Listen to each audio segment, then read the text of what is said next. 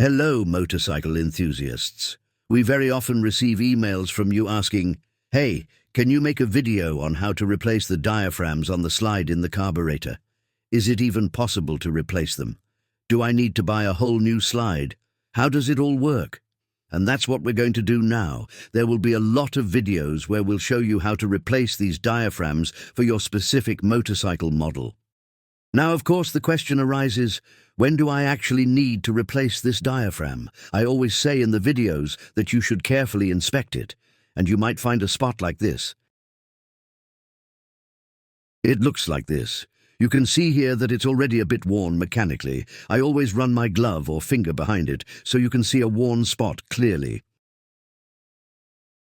And if I find something like this, I take a small, strong flashlight and shine it behind the diaphragm.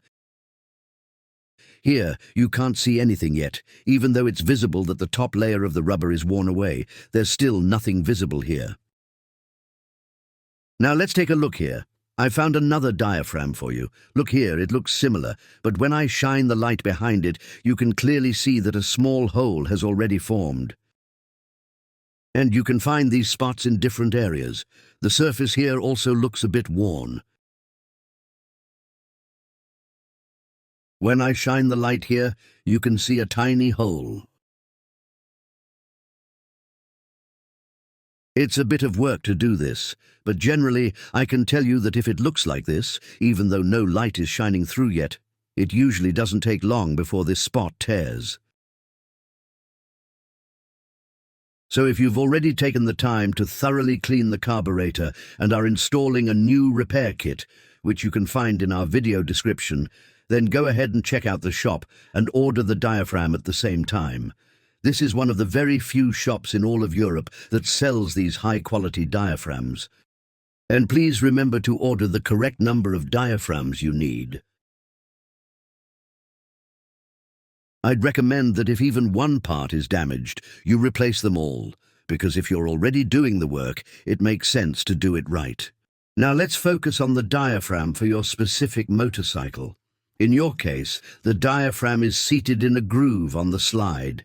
It's just placed in there and held by its own tension. If you pull it a bit, you'll see it quite clearly. Now you just pull it down over the plastic edge and then remove it from the slide. If you're replacing it anyway, you don't have to be too careful. And when you have a new one, it looks like this. You'll need some silicone spray, which we've linked in the video description. You can spray a bit into the small groove here.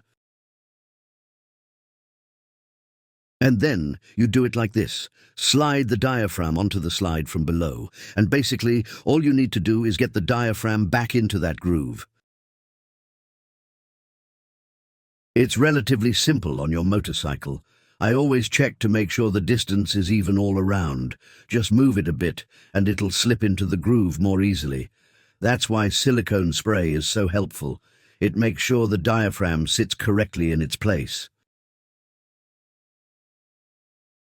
Here's another example. That's why I've got another diaphragm here.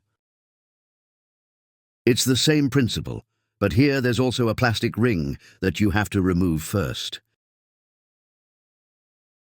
You can also remove it downward. I'll show it to you on camera. It has two sides. On this side there's an edge. And this side is smooth with no extra edge. You need to be aware of this during assembly. The smooth side goes up towards the diaphragm.